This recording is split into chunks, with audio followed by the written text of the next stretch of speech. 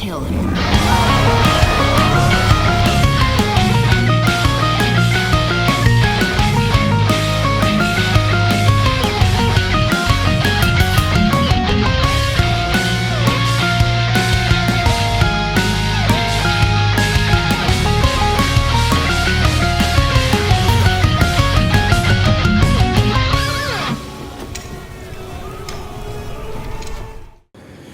All right, so welcome back, everybody, with our final part of our video game book club, part 3 of the Prince of Persia. Godsmack presents War. And real quick, before we dive into this game, there was some related news that I just want to briefly talk about or ask you all about. So, oh boy, Ubisoft, being the company that they are, released a game earlier in the year, Prince of Persia game, that was not necessarily the game that everybody wanted. The Lost Crown, I think is what it was. The Lost Crown, but was a relatively well-received game. Yeah. Like, I don't know how much it was. A lot more than relatively. It was the best-rated Prince of Persia game that's ever come out. Mm-hmm. Was it? Okay, yeah. So it was like, review-wise, it's great. I don't know monetarily, but whatever. Yeah. Either way, with that incredible success, they decided to let that whole team shutter this week. So, disbanded. They're still them, a part of the company. They disbanded. They're still part of Ubisoft. They just projects now. Yeah, they just got moved to different teams. Which recently they just announced they're making a remake, or not remake, a reboot of Rayman, and they're saying that Beyond Good and Evil 2 is still happening. So they let the team go. They let them go to other teams, right? But the team itself is or whatever. However, it is important to note that team did try to pitch a sequel, and Ubisoft completely shut it down and then said, not only are we shutting it down, but we're shutting your team down and you have to go elsewhere. That's what I'm saying. So they shuttered the team, right? Like they're still there, but like the team's gone. But then I thought it was like a salt in the wound to come out and be like, oh, but like we promise, we're still hard at work. We're counting the days too when it comes to Beyond Good and Evil 2. It's Ubisoft, what the hell are you doing? The funny part about that is the creator of Rayman and Beyond Good and Evil got kicked off Beyond Good and Evil 2 because of the shitty work conditions and like that. But they're moving him over to do Rayman. The best part about that just get rid of the guy. Rayman doesn't need a reboot. You've already we need a Rayman. game. We just need a fucking game because it hasn't been a game since like 2013 with Rayman Legends. I'm not considering Rabbids fucking Rayman. Yeah, it's just like you had. I don't know, man. I'm just like, is that really? I don't know. I'm like, this is coming from somebody who I liked those original Rayman games back in the day, and I really liked the reboot that they did during the 360 area, like the Rayman Origins, like that platformer. It was really fun, but. Is that really what the streets are asking for right now? Is Rayman? The streets are asking for. It's what the shareholders are doing. What we got this IP for. But to that question, Christian, like the streets weren't asking for the version of Prince of Persia we got, and I don't know if the streets are still asking for Beyond Good and Evil today. So here's the thing: is that I don't think the problem is that the streets were asking for they were just asking for any Prince of Persia. But I think most people wanted something more updated from what they had at the PS2. I think the difference was that, or the only reason that Prince of Persia Lost Crown didn't sell well is because, once again, they didn't market it at all. It came out to massive critical success, but it was in that news cycle for less than a week. That's not long enough. You didn't do any brand deals. You didn't send out codes to people. You didn't have anybody show it to get it more eyes on it. Blah blah blah. Like, getting critical success is one thing. You gotta have people. Your budget either has to be really small so that critical success is enough to carry you to a sequel, because your budget was so thin that no matter what, the sales that you got off of the hardcore gaming audience were going to be enough to take you to wherever you needed to go. Or, if your budget is high or higher than like what would be considered for an indie game, then you need to market it. You can't just send it out to die and then be shocked that nobody knew about it. And they let a similar game, Preston, you played it, right? The Tales of Zao or whatever. I forget the exact name of that. Zao was Tales of Kanzaro. Yeah. So they they then let a similar game come out with similar color and art style stuff, and like dominate that space, right? As like far as when you had a what committee, they're advertising. yeah.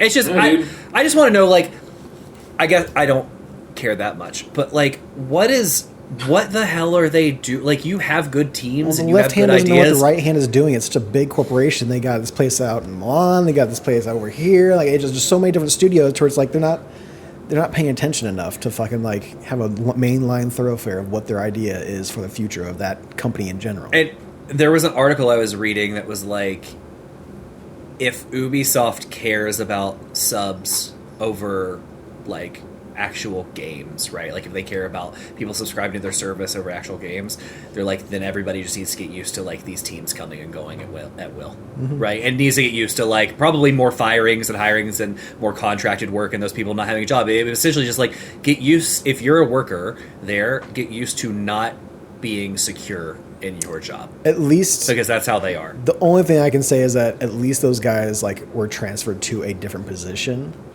Like God knows if they lost, you know, they don't make as much money or this and that, but like at least they weren't like let go and said good luck, Chuck, and like find another job. They're like, okay, well we have a different place for you to go. And that's I'm not going to sit here and sugarcoat it. They're not a great company, but it's at least there's that caveat. They're not out of it. It is great that they were still able to keep their jobs, because most of the time this story would end with them just getting completely laid Bye. off.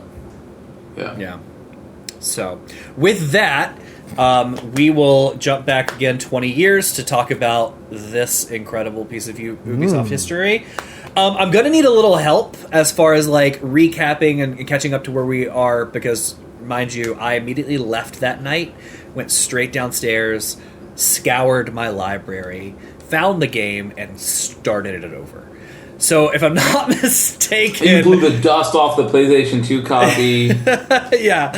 So, to be fair, it was a copy of mine. I did not go out and have to torrent it from anywhere that evening. It's one that I owned and stuff, right? I will say I've had for a while. I picked up myself a copy of the original Xbox's Prince of Persia Warrior Within. Just throwing that $20 away, huh? Yeah, it was like less than 10. Okay. But like I picked it up, I put it in, it's having a hard time. Oh, buddy, it's got a couple of scratches on it, not a big deal.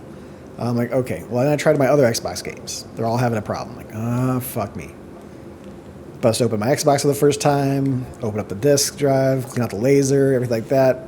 Got the other games to work. This game still has a little bit of trouble. I didn't get to the first boss because it shut out on me every single time. But I got to the part to where you get underneath the boat and you're like drinking water for the first time. So I got to play a little bit of combat. Underneath the boat. So you got through the first 46 seconds of the game. Oh yeah, no, you it was only like, and 5 ran minutes. up. So here's the thing: is like me trying every single time to like see if I can clean it, see if I can do that. Yeah. They make you watch that entire opening cutscene every time. There's no checkpoint there. There's no, oh hey, press a button to skip. You have to watch that every single time, and it's a good like 5 to 7 minutes at least. Yeah. Got to see those booty cheeks multiple times in that one day. They were proud nice. Of those. Yeah, they were proud of those. I will say that there is something to be said for seeing the proper button inputs when they're giving you tutorials on combos. I might have had a little bit better of a time if I could put those in my brain properly from the PC port, because it says button 1, button 2, whatever on PC. So I'm like, okay, well, I'm just going to press my buttons and see what they do, because I don't know what the fuck button 1 is unless I go into my controller settings, which I'm remapping myself, I understand, but like still, even so. But seeing those on the screen, I was doing different combos. I was doing a little bit more than what I was doing when I first played through it. So like, okay, I can see how this would be a little bit more tolerable, because when I was watching my playthroughs, not my playthroughs, but someone else's playthroughs, MK Ice and Fire, they're playing and I'm seeing them do like certain moves that are just like actually like taking like finishing moves almost, towards like, okay, I have to do this move because this will finish him off. I have to do this move because this will finish him off. A lot like we did the whole like, okay, just throw him off the fucking side because that's how I can finish him off. There's a lot of those type of moves he was doing to like get them to get through those combat scenarios faster. I will also say that there are 2 hidden weapons. I don't know if you looked these up, Alex. I got in my playthrough the green poison one at the end. There's the green poison one at the end, but there's also one a little bit before that. It's during a Dahaka chase. It's like I think it's like in like a box or like one of those weapon racks. But like if you stop the Dahaka chase real quick and you hit that weapon rack, it's a Rayman hand. Oh, I did not get that one. There's also, as you beat the game, there's like ones that you can unlock with like different things later, Sure. and there's like a teddy bear, and I got tons of those when I was younger. I didn't get all of those. It's just hanging out on the side of his like belt or whatever. So he's got this goofy ass fucking like Rayman hand hanging out the side. You'll see it in the gameplay, but also like those special weapons, those secret weapons that you find, have like 100% infinite durability. Yes, like, they do. I took the poison one. I took the poison one to the end of the game. Yeah, so you do lose it if you accidentally throw it. Like, you can't pick it back up. Or if you die. Okay, fair enough. Yeah, okay. Yeah, or if you die. So. Yeah. It's a little fun little thing. Yeah, I found the green one. So there's a flamingo. There's a hockey stick. Okay, so there's like a glowing sword. Yeah, there's tons. I'm just looking up some of them now so that I didn't get many of those because I did not give a shit about the weapon racks. I passed every one of them, but the green one you find in a chest. Yeah, I saw that. I actually. So, this PlayStation 2 run through was a different game. To your point, I was finishing people. I was throwing them off ledges. I would jump on somebody, pop them in the head. Yeah. It was a different game. I also got it controls differently. It is still that same game. Oh no, not the experience that I had. With just jitter or closing on me or crashing, or whatever. The play of this game was flawless. That's what I'm saying. Is playing the game is but the game is still the game. Like. You didn't get different dialogue. You didn't get different shitty audio mixing. You didn't get different. I don't know. It's impossible to tell because that PC port was that bad. So it was a different experience. It really was. So I got all of the health upgrades naturally in that game. So I actually ended with the water sword, which is like the unique weapon you get for getting everything, as well as that green one. So I went to the final fight loaded.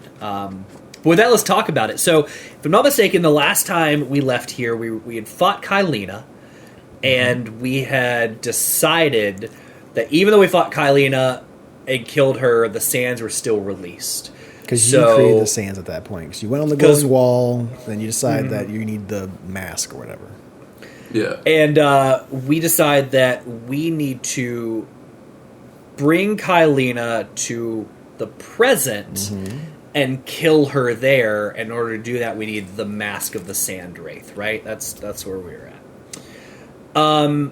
So just to kick things off in my notes, like if we bring her here, essentially what the prince says in the cutscene is like we bring her to the present, we kill her, the sands will still be created because killing her will create the sands, but the Maharaja will not get a hold of them, so he will not be able to kick off the events of the Sands of Time. We won't have to worry about it, and then everything will be good. And can I just say, counterpoint, okay? Let's think about this. Counterpoint. We let the sands get created. Maybe we stay back in time. We make an ally out of Kylina. We tell her to guard the sands. We don't want them. We don't want to kill you. You hang on to it. And maybe we just fuck off and mind our own business. I don't know. Just me. But on top of that, we can even travel back to the recent past. And we could go to the other kingdom and meet back up with our one true love, and we could re-woo her, and then we could go back to the king and be like, hey, the Maharaja is about to F you if he can get his hand on extra power. Maybe we can stop before it all happens. It's a happy ending, and we don't have to kill anybody, is all I'm saying here. But I think that you have described no less than 6, it sounds like, jumps through time in a very convoluted way, and I'm sure that at some point in there, before the prince would be able to complete all those goals, the Dahaka would still be chasing him this entire time, smoking any and anybody who's next to him, doing anything until he's finally able to do these things. No, I think your plan is just as difficult as the crazy one that the prince has concocted here. It would only be jumping through time once to get back to before all the sands of time kick off. But we've created a paradox. It doesn't really fucking matter. I mean, but also, it doesn't, you could be like, hey, let's go back. Well, first of all, no, because you were like, let's go back to get her, to put her in charge of the sands so that she defends it. But we got to go back to the future from that past, but more recent than the present that we're in now. Yeah, to then go and try to talk to our ex-girlfriend at the time and be like, hey, I know you don't remember this, but you spurned me once before, but let's try this again. It's just shoe jumps, because like one is going back with Kylina and saying, I'm not going to mess with you, just do your own thing. And the dog is already chasing you. The other would be coming back to the recent past. So they might still be there. I'm not going to mess with you, but you didn't mess with her in the first place. The sands got taken from the Maharaja. She already failed in her job to protect them the first time, so I don't know why she would do a better job the second time. Because we would warn her what's coming. She was able to be warned. She lives in a tower. You see people coming. She lived on an island in the middle of nowhere. Prince was coming in the middle of a storm. Yeah. Just saying. I feel like there were things we could do without bringing her to the future and trying to kill her. That's all I'm saying. Present. So we get the mask, right, pretty quickly, and we realize, shock, we are the Sand Wraith that we keep seeing throughout this journey we've had. I cannot believe this turn of events. What a twist. Which also poses, like, its own time travel problem. Dude, because, like, I've given up on in most, think about this. In most time travel stories, is like, don't see yourself or don't interact with yourself, because, like, the whole timeline could implode. But we straight up interact with ourselves, which means we're not a fixed point, which means we're not so much time traveling as we're actually creating different time splits. Yeah, there's that, and this piece, is just another. Like, this is another Prince. There's also, with that thing is like, you're like, I'm interacting with myself, which is the one thing that I shouldn't be doing. But then also you have the Dahaka, who's apparently supposed to be the time cop. And what a cursed existence that must be, because you don't even know what you're policing anymore. Yeah, because you just have like multiple ones of the same person just running. And if the prince is successful in this plan, and it does actually make everything right again, the end of this is the Dahaka is like, oh, so then what am I doing? Like, what am I here for? Like, what are we doing? Like, it doesn't. What am I policing even? That revelation, while like, may have been shocking at the time, like, just poses its own problems of time travel, because you're no longer traveling in time, you're literally creating different paths in time and duplicating yourself, which is like a whole different thing, right? And like, are there more Dahakas? Which then poses the other question, which we know we're inevitably going to have to stop him, but like, are there more? And if not, like, to your point, poor guy who's just stuck dealing with all of this shit. This is why I think, this is just my opinion, this is why I think that for the most part, during this era of games, people really liked RPGs is because they were the only ones that had stories that were written well. Yeah. And the games that weren't RPGs that had good stories were the ones that you always hear people never shut up about. Like, on the PS2, Devil May Cry 3 stands out because it's a good story and an amazing action game on top of it, that you're like, that people were blown away, that they were like, oh my god, this game plays good and has a competent story? Jesus Christ, stop the presses. Like, or people it's love crazy. Beyond Good and Evil, even though it has garbage gameplay, but an alright story. I think based on our playthrough that's just not the case for either of those two things, but I agree with, I know what you mean. For how other people feel, yes. Yeah, how other people feel about it. We clearly are in the minority, because God, if you look at some of the comments of people making fun of that game, they're not kind. So I don't have a lot of notes in here, because really not a lot happened, just a couple of cutscenes. Through us trying to get back to Kylina, there are multiple scenes where we experience the same scenes from the Sand Wraith perspective, right? We essentially see conversations happen. We see ourselves up top when Kylina and which is amazing, but I love this. I love this throughout this whole thing, because it is. I was thinking about this, and I didn't think about it back when I played it back then. Yeah. But this is by far the shittiest version of Metroid backtracking I have ever seen in my life. There were a couple times I was on the opposite side of the map and couldn't figure out how to get back to where I wanted. So I knew if I just keep going around, I'll circle back around, and I would circle the entire thing to finally get to the room and go, oh great. I don't even mean physically backtracking, which is true, and I agree with you.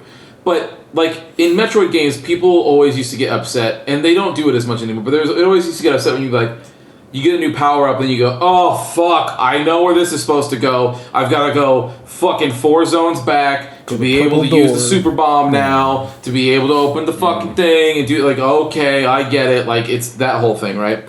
This is somehow a shittier version of that, where they think they're clever, and they show you scenes that you've already watched, but from a different perspective, and you can almost feel the people wanting to look into the camera and then be like, but see, no, like, this is interesting, but because here you are watching something that you saw 2 hours ago. Isn't that something? And you're like, get the fuck out of here. No, but to be fair, there were a couple times where you got more dialogue that you didn't get before, and it wasn't better.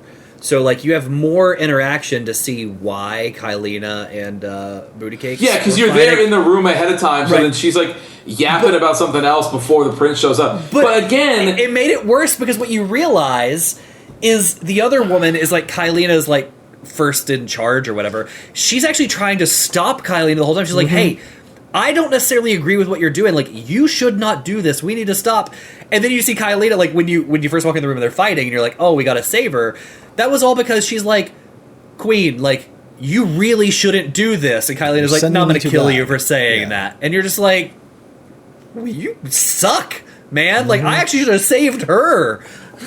Right? I know, but that's my point. Is that, like, so now you're forced to watch some of these things that you've already seen before, but then sometimes they'll either look at you and be like, look, isn't this crazy? Or the other times they're like, look, now here's new information. Oh, you didn't know. Blah, blah, blah. And it's like, yeah, okay, sure. You're right. I'm showing them arguing. But now this is even dumber, because when I'm sitting here fighting with Sade and I'm like, yeah, Ari, whatever, it also shows flaws. It just showcases flaws in your writing, because Sade would have been like, hey, I know we fought before. I'm actually not trying to fight you anymore because of the... All she would have to do is open her fucking mouth and be like, right before you came in here, this is what we were talking about. And we should go fight her together, right? Like, we can stop her. This is what we were talking about, and this is why I was saying this, and here's, like... This is my point of view. Do with it what you will. And then if the prince is still like, nah, fuck you, I'll fight you, you know, whatever, then hey, no harm off your back. But Sade saying nothing and just being like, I'll kill you first, then I'll kill her, is like, okay. But before, you had all sorts of words to say about trying to tell the Empress what she shouldn't be doing and blah, blah, blah, blah. So why not just spend the time to open your mouth one more time? Yeah. But you, like... But you're like, no, I want to stop you, that, and he wants to stop you, but we can't do it together for reasons. Because reasons. So. Yeah. Ridiculous. So we spend plenty of time, as you said, backtracking story-wise, but also just, like, backtracking hard stuff. Zone-wise, yeah. First off, you're missing the biggest gimmick of this entire, like, I'm a new character. And this made me think, like, I think Alex might quit this game, because last time you're like, man, I'm not getting these health upgrades. And I'm like, fuck, if he goes into this and does health upgrades, Alex is quitting this game. I would have. So when I got to this, I was playing on the new version, and I had that thought. So essentially, the new gimmick near the Sand Wraith is your health always drops. It never stops dropping. You can kill things and get sand, and it comes back. Or no, you can drink water, and your sand regenerates, so you can slow down time and kill things faster. But your health never stops dropping. Mm-hmm. And I had that thought, if I would have made it to this point in the other playthrough, I would have been done. Yeah, because I had no health. Dude, I saw that. I was watching the YouTube video. I'm like, oh no, they take your health. I'm like, Alex is done. Alex is cooked. Yeah, I was at once he gets health upgrades in the way here, he's done. Yeah, and I had 0. Like, I would have been cooked. I did learn something though, because I pushed it and dicked around, and as far as I could tell, it would take you down to one blip and never go below.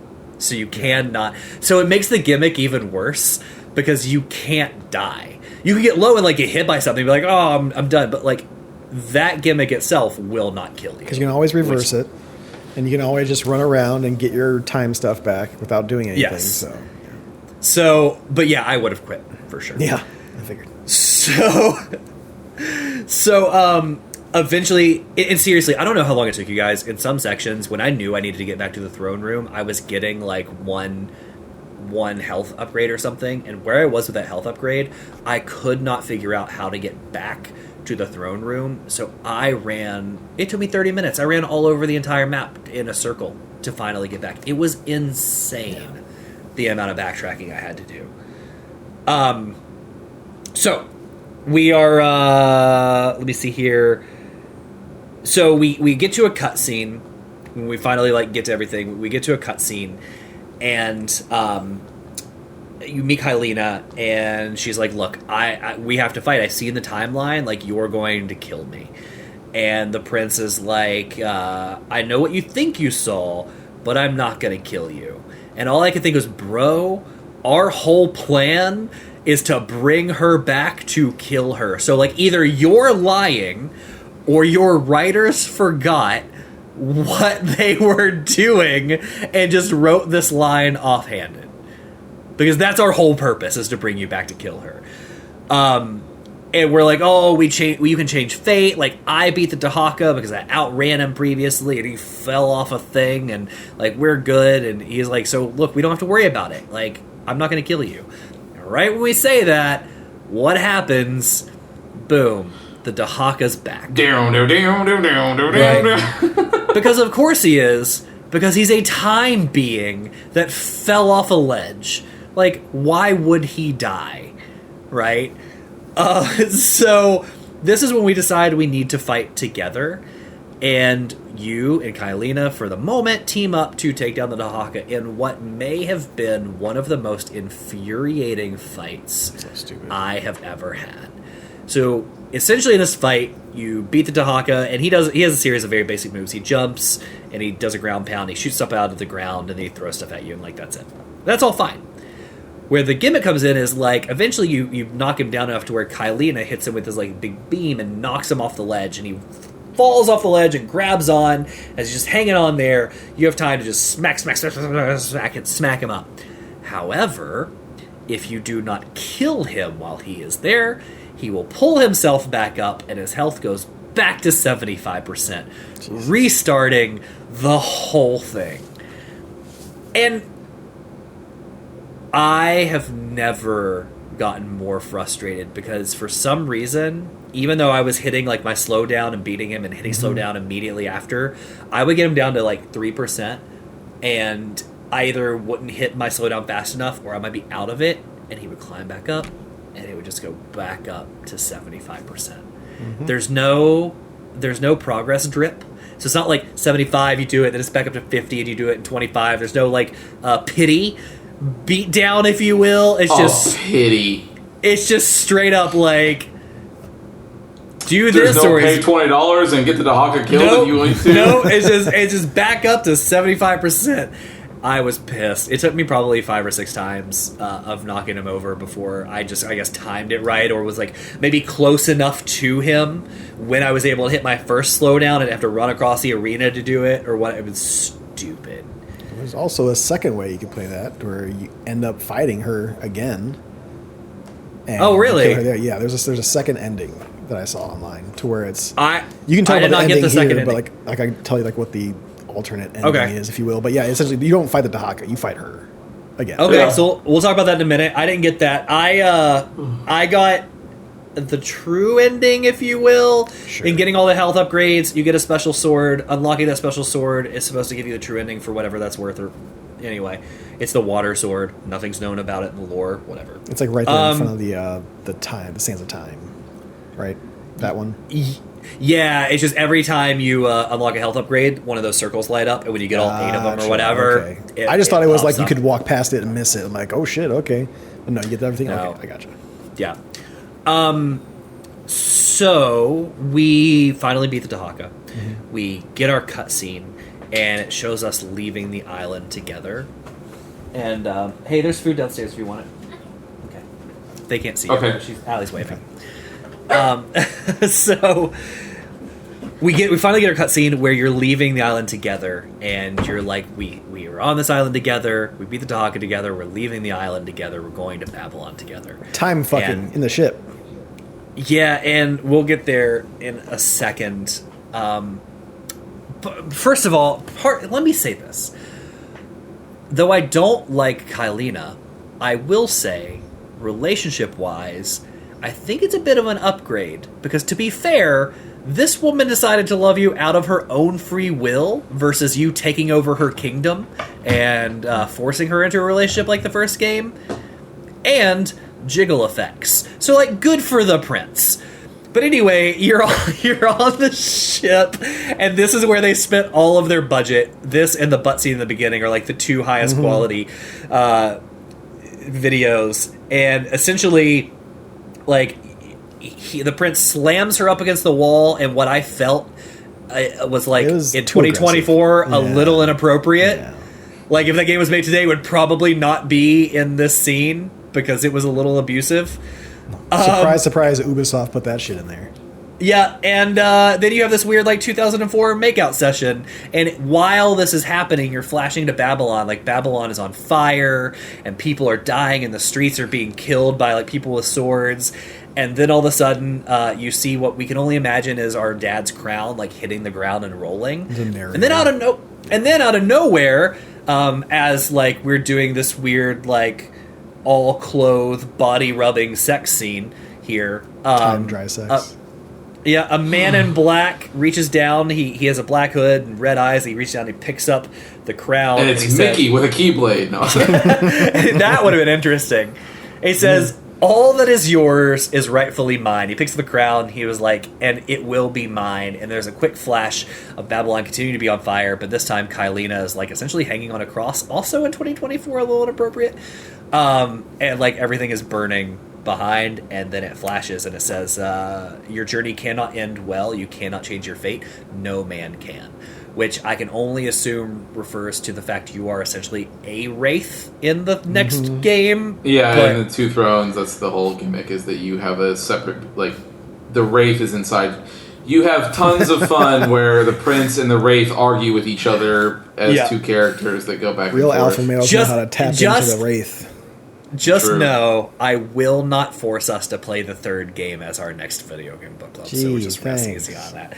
So, that is the game, and it's 2004 glory. I think, Christian, you said it. Really quick, Preston, do you want to describe the other ending? So we can yeah. I mean, she's not there. It's pretty much the same ending to where you're on the boat by yourself, just, like, looking off in the distance, and then it still cuts to, like, the pieces of whatever it leads up to it. So technically, I guess it would be still leading up to the next game, but so how are you able to fight? Cross, nothing. No, not her on a cross because she's dead. You kill her at that right. So I just mean, but like, so how are you able to fight her? Is that the default ending if you don't get the sword and get the true ending? Mm-hmm. Oh, because that sword, because the Dahaka doesn't even show up if I remember correctly. Like, Dahaka's just not there. Because I'm guessing because you kill her, so therefore the sands of time don't get made and whatever. Blah blah blah blah blah. But it's still the same quote from the narrator at the end. I didn't make this comment, but if people are wondering, like, well, the Dahaka fell off and why did he come back? Because we realize, the prince even says, like, why is the Dahaka here? I defeated him. And he was like, oh, it's Kylina. We brought her to the future. She's not supposed to be here. And all I thought was like, yeah, no shit, man. But like, also, what you're describing, like, the reason that you're wrong and the Dahaka is still here is that, no, I don't mean you, I mean, like, the prince. No. Yeah. Is because, like, he's a time being, so he falls down. Big deal. He'll just go, okay, I'll take myself to the past where I didn't fall before I fell down, and then I'll open up a new portal to go to just before after I was supposed to fall down, so now I'm here. Far. He has little venom tendrils that pop out of his body. He could just grab a fucking wall or a rock or whatever. Maybe, but I'm just saying all that stuff is crumbling, so if he does it, he'd probably just keep falling. But my point is it's like, he's a being that opens up multiple portals to jump around to all these different parts. Go back in time to where the whole Earth was water, and he can just swim back out to where he needs to go. Yeah. Can I say the one question that I had at this part when we finally defeated the Dahaka was kind of going back to that poor guy who was the Dahaka. What are those implications? We just killed the lone time cop. So what kind of wild stuff can happen now with no one overseeing any of the timeline? And I don't even understand that implication because that means that it doesn't make any sense because if the Dahaka is a time cop that jumps between all versions of the timeline, all the way to future 9999999, all the way back to Babylon, whatever the fuck, it doesn't make any sense for him to perish here, where there have already been parts of the future that he's already go back in time been to. Before you get the sword. At any point in time before you get the sword, because that sword is the only thing that's going to kill him. He's eternal. He'll always be created. Like if the timeline is as fluid as you make it sound to be, where things like I'll do this, do that. The sands will always be created at some point, so the Dahaka will always be like. It just doesn't make any sense. Like no, it doesn't. Yeah. You should be fighting this because it's just bad time jump riding. Yeah. Yeah. So that is the game. It is. I think you called it when we first started. Like this will be a snapshot of 2000. Like it'll be a period piece or of 2004. And boy, was it! It really, really was. So yeah, let's just take your final thoughts on the games and what was your overall experience. I mean, Preston, you can start because I know you did not. Preston started for sure. Yeah, it was a all right thing to watch in the background while I was doing something else, for sure. My reviewing everything is going to be the PC port. Put it that way. If you want to, you can like double it up. I'm not going to say my rating until we get to the rating section, but like this game was nigh unplayable for me. Like I couldn't like it didn't stop me. I didn't get hard locked. It's just it got to the point where I'm like, fuck this game. Like it's literally having me to play the same 45 minutes of some boring ass, basic ass combat, some 5 puzzles that take too long because you're tippy toeing fucking everywhere. And it's just bad. It just doesn't feel great to play. I think that if I would have played it on the Xbox or the PS2 version, I would have probably had a little bit more fun with the combat, but that wouldn't have taken it very far. I would have definitely beat it if I played it on those consoles because I would have been able to figure out, okay, well, this combo doing that. Because like just in that little first tutorial boat combat section that you have there, I was doing different combos because they were showing me what those combos do, what you can kind of do with them, other than saying button 1, button 2, which you can kind of parse out in your head. Okay, button 1 is obviously the attack, button 2 is obviously your secondary attack.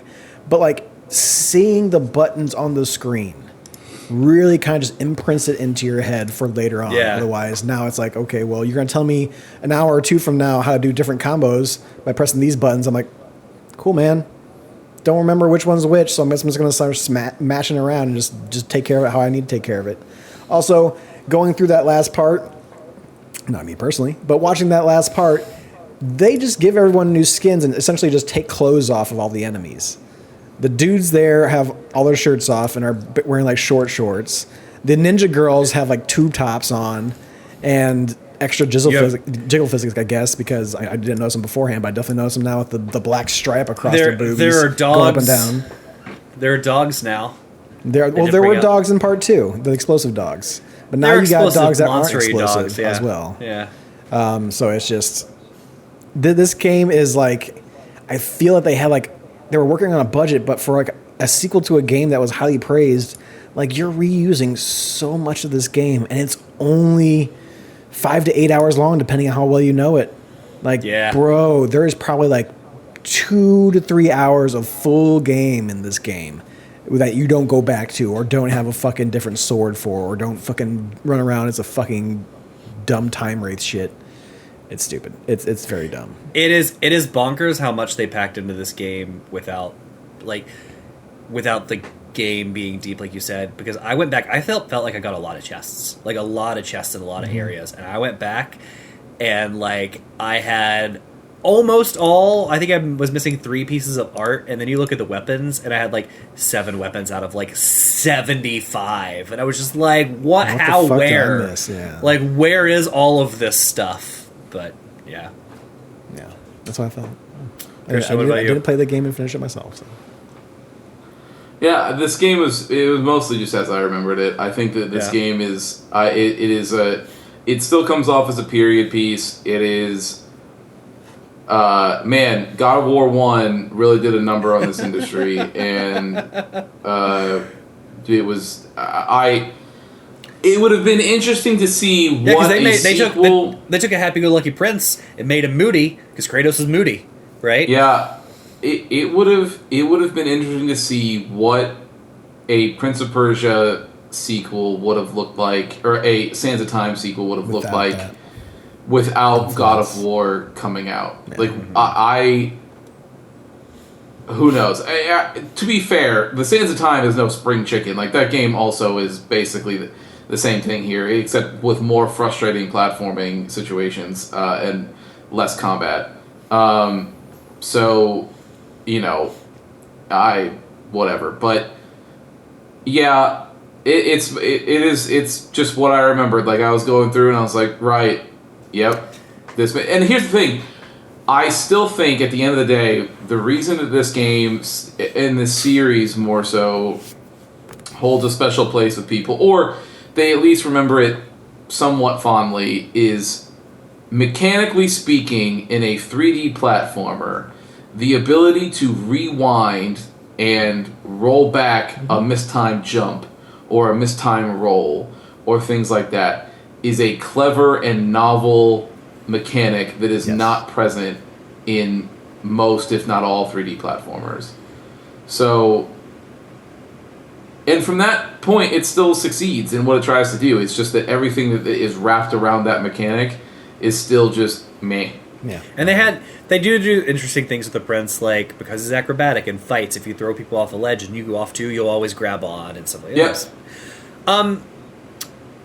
Yes, it's crazy to think about, too, what the world was like when we were playing PS2 games like that, because now, like, a lot of games have sequels, a lot of games turn into trilogies today, but it's like 3 years apart, 4 years apart. It could be a decade before you see the resolution of these games, but if you look at these three, these were like...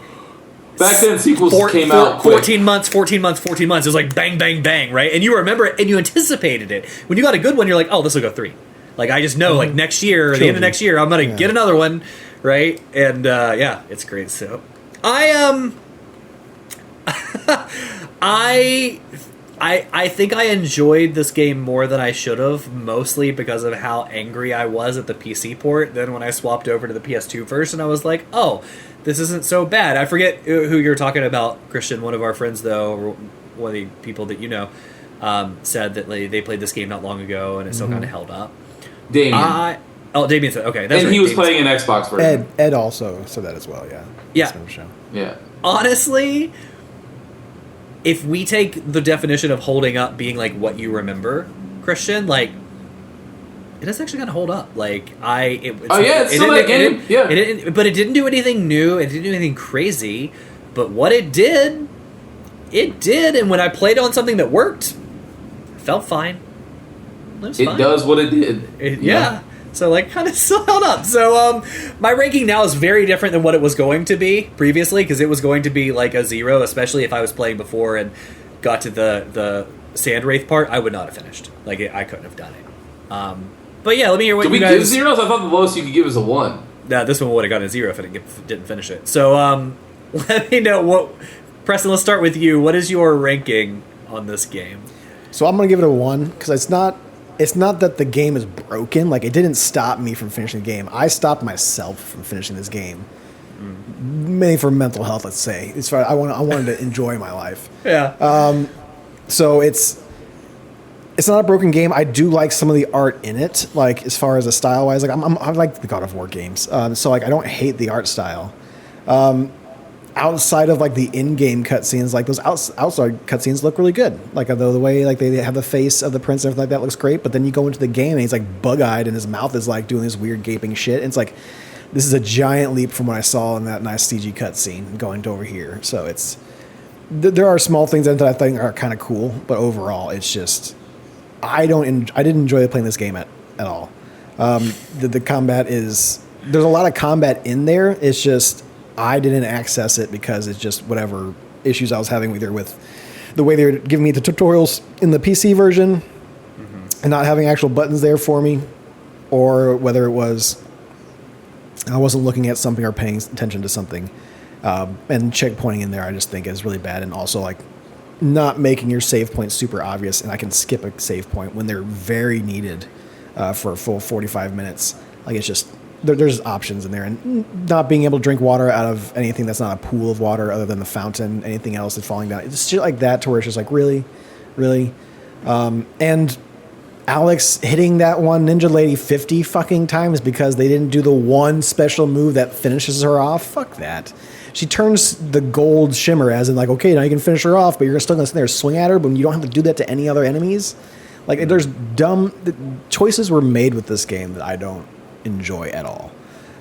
So I'm going to give it a 1 out of 5. I would say if I were to have played the console version, maybe 2 or maybe 1.5, just because I probably would have gotten into the combat a little bit more and not hate it. But who knows? Maybe I would have dropped off the console version too. But right now I'm just going to say PC port that I played a third of. Give it a 1 out of 5. So let me go next, because I'm going to give an opposite take of somebody that hated the port and then played this. I don't know if it gave me more rose-tinted glasses. I'm going to give it a 3.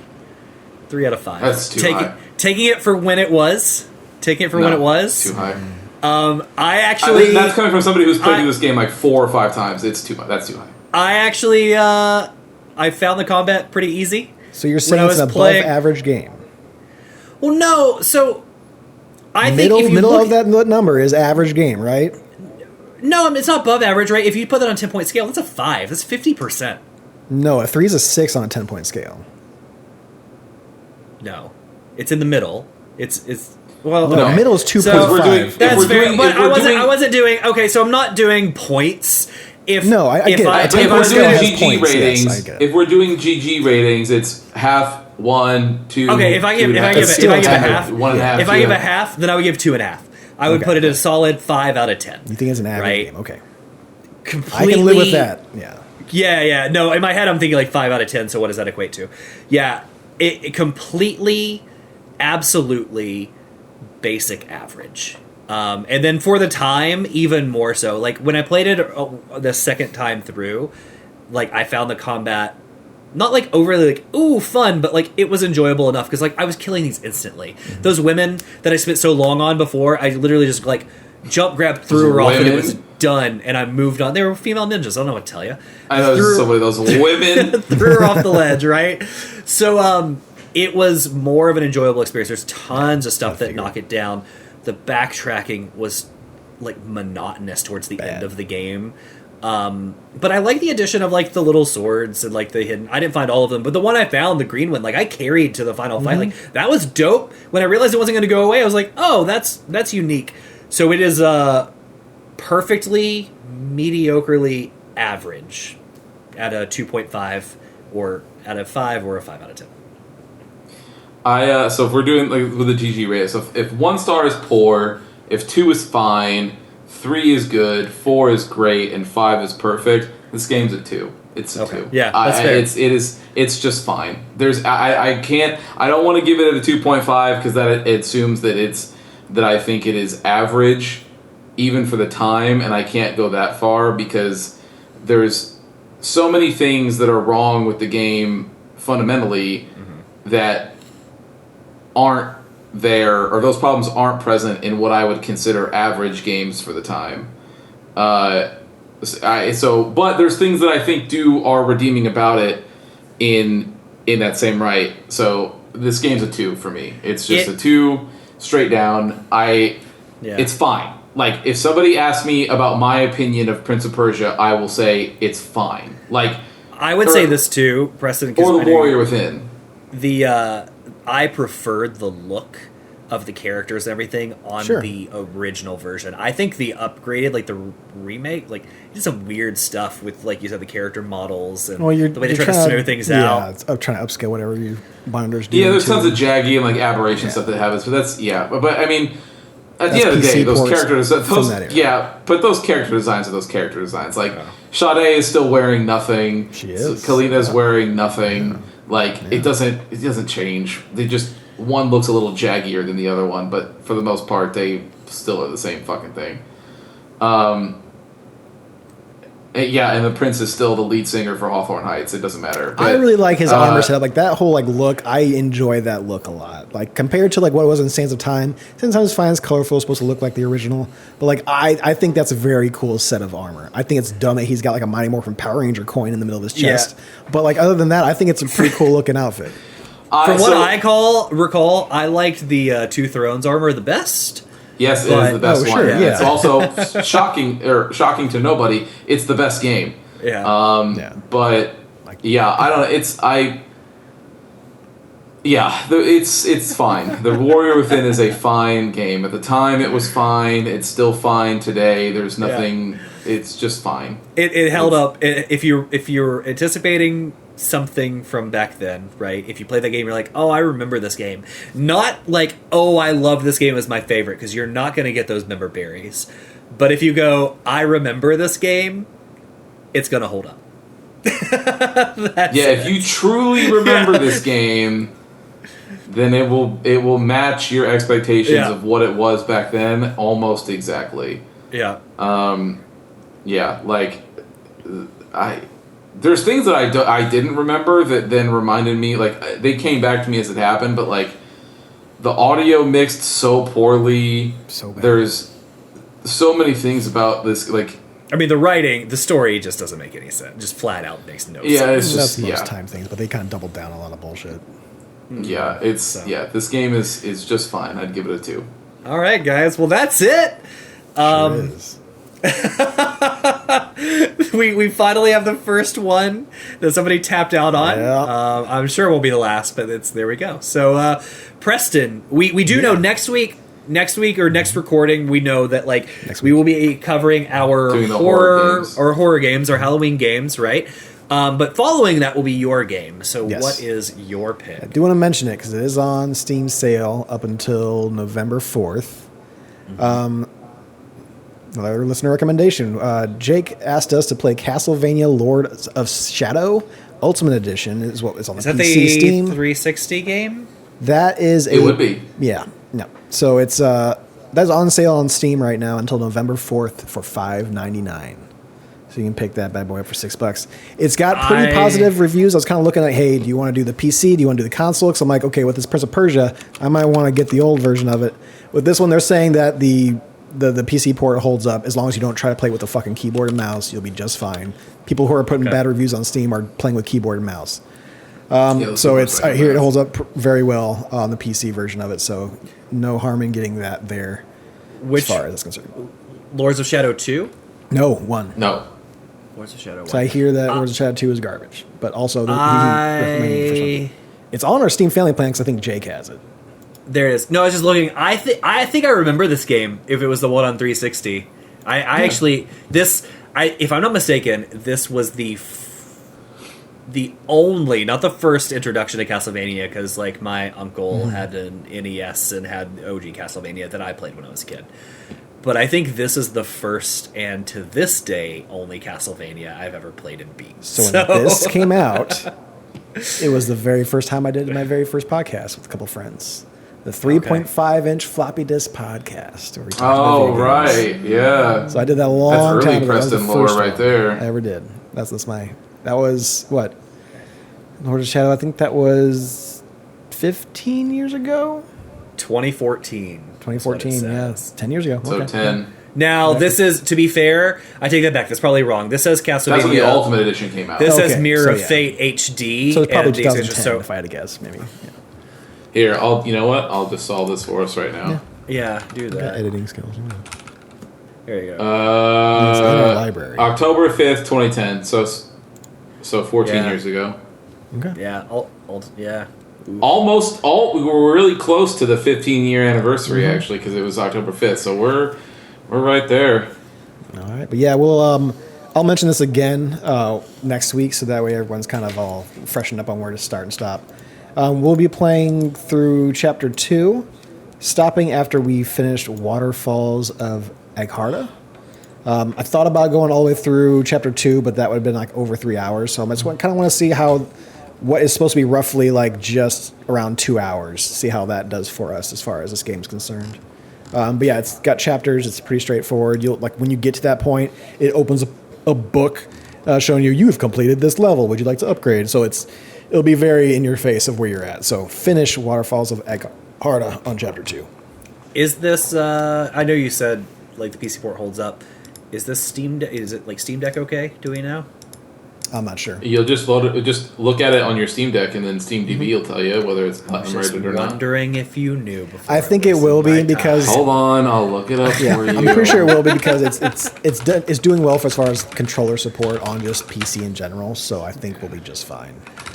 I sometimes ask those questions because with work, it is me planning. Can I take just my computer? Do I need to take my Steam Deck? That's all that That's is. fair. Yeah. But, so I can play stuff on the road. So cool. Yeah, I'm excited about that. Like I said, I think it's the only one. If this is the same game, which I'm pretty sure it is, it's the only Castlevania I've ever actually beat. Myself. It looks fun. I mean, I remember seeing it played a little bit, but we'll see it. We'll see how it does. It's very well spoken of as far as like people enjoying it. 2 is a different situation, and I think that is actually the 3rd game out of that series, because they did like an in-between game that's just has a weird subtitle, and they decided to call the 3rd game 2. Who fucking knows, man? Capcom. Of course they did. Cool. All right. Well, that's the end. Yeah, it should be fine. Okay. Cool. So that's the end of this video game book club featuring the Prince of Persia: Warrior Within, a completely fine game. Yep, for most of us. So, catch us next week. Of course, we have our normal episode earlier in the week, and then we are going to have a very special book club around. Preston, you have Still Wakes the Deep. I'm doing Alien Isolation. Christian, I forget the name of your game. It's one of those. The bathhouse. The bathhouse. Yeah. So cool. We'll bring you that, and thanks for hanging out with us, everybody. Can't wait to see you next week. With that, Preston. You know what to do. Hit it. Thank you for listening to another episode of The Testing Room. To catch up on past episodes or check out the newest ones when they drop, follow us on Apple Podcasts, Spotify, or wherever you get your favorite podcasts.